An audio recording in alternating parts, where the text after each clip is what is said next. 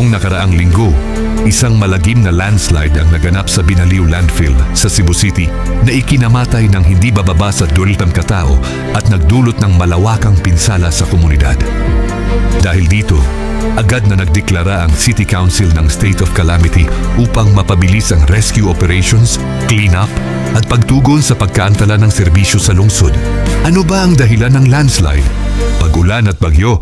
Ang malakas na ulan dulot ng bagyong Tino, Kalmaegi, ay nagpatambak ng tubig at putik sa landfill na nagdulot ng instability sa lupa.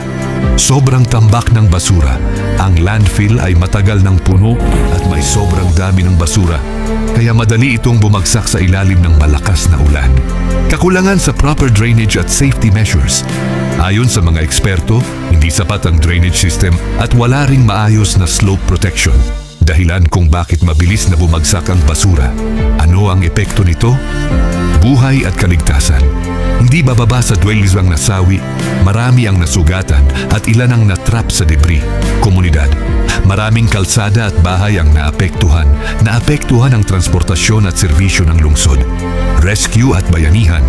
Nagpabilis ang gobyerno at volunteers sa relief efforts, naghatid ng pagkain, tubig at tulong sa mga biktima. Ang trahedya sa Binaliw Landfill ay paalala ng kahalagahan ng kaligtasan, maayos na waste management at community preparedness. Sa kabila ng pinsala, buhay ang bayanihan sa Cebu, ang bawat tulong ay mahalaga sa pagbangon ng komunidad. Maraming salamat para sa mga pinakabagong update sa kalamidad sa ating bansa. Maaari kayong mag-follow sa aming Calamity Vlog. Sama-sama nating tulungan at bantayan ang ating komunidad